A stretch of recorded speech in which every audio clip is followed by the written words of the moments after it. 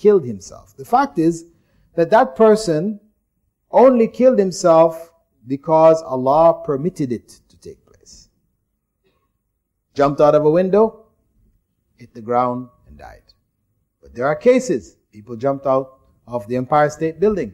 Strong gust of wind came, blew them in. The next few floors down. It didn't. Somebody takes a gun, puts it to his head, pulls the trigger. The bullet goes right through his brain and he's still living. Most people, when you pull that trigger, you're gone. But it's happened. There are cases of people being shot right through the head, right through the brain, and walked away alive. The point is that whatever we attempt to do, we cannot fulfill that will, that decision we have made, unless Allah allows that will to be fulfilled. So, when we speak of Allah's influence, or really I think what the person means is the destiny, Allah's influence on our lives, is that nothing takes place in our lives except what He permits. He permits us to choose good or evil. He holds us to account for our choice. And He permits us to implement that good and to implement that evil on some occasions and not on others. It is through His mercy that when He allows us to implement that good, He multiplies the value of the good. And when He allows us to implement the evil, He only holds us to account for one evil deed. I understood that red dress is a Hindu custom. What effect does this have on Islam? Well, the point is that this is a religious, part of the religious customs of another religion, which is a religion of paganism, worshipping idols, etc. When we accept that, this is just a part and parcel of accepting other things. Because you don't just stop there. From there, it's the custom of the Hindus that dowries are given by the parents of the girl to the guy. This is a Hindu custom. That's why you have all what they call the bride burnings.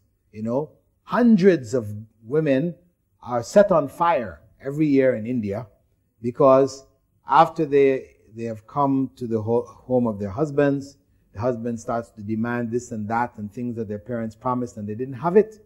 They didn't bring it. So the solution is to pour kerosene or gasoline over them and set them on fire. And these are hundreds every year. Hundreds are burnt. And you even find among Muslims who do it too.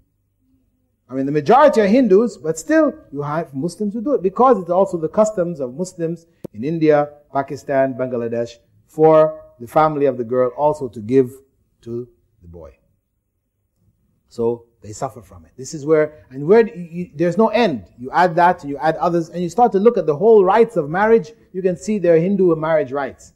Almost 100%. So, these are encroachments on the faith. Marriage is a part of the religious rituals, and they should be done in accordance to the way that Prophet Muhammad ﷺ has prescribed. What Islamic school of law should one follow? Madhab, Hanafi, Maliki, etc. The one our parents follow? Can we consult different schools of law for different questions? I think we answered that earlier. One is not obliged to follow what one's parents followed, but they may follow whatever is available in terms of knowledge. Because in essence, we all are going to follow somebody. None of us is independent.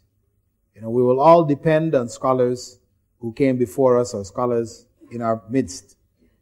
None of us has the ability to go to Quran and Sunnah purely, have so much understanding of Quran and Sunnah that we can extract everything we need from there. We will have to depend on the efforts of others.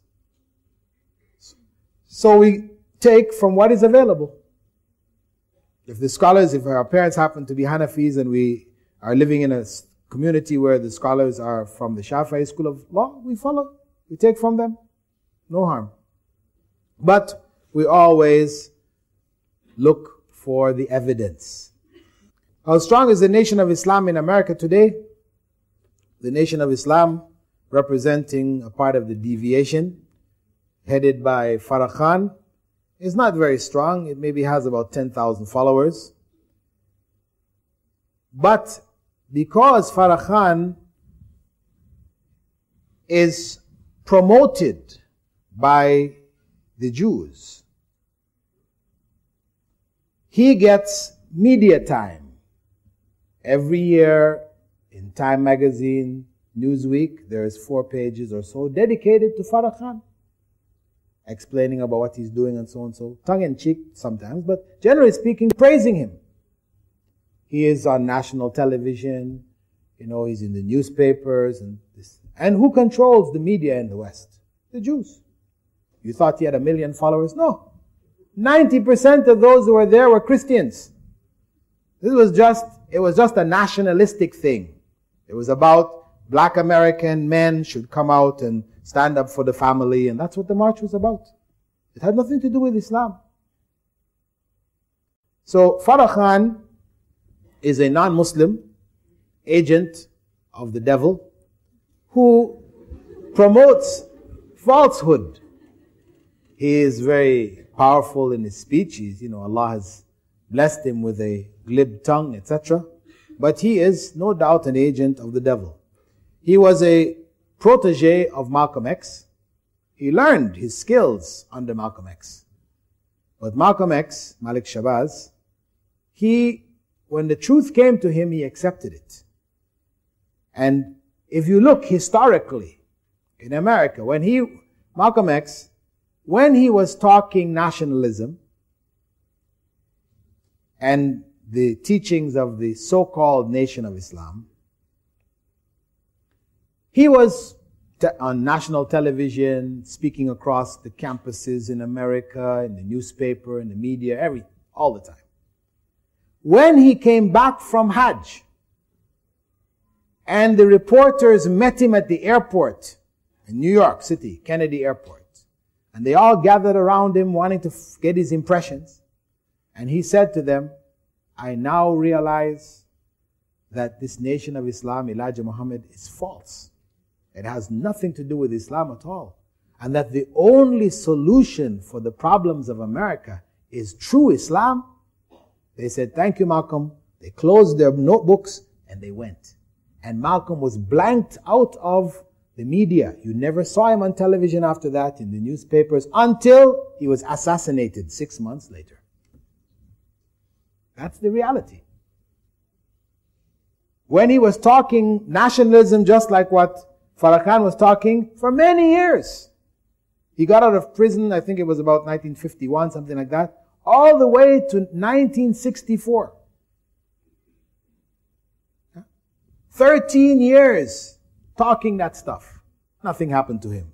The moment he spoke that Islam, the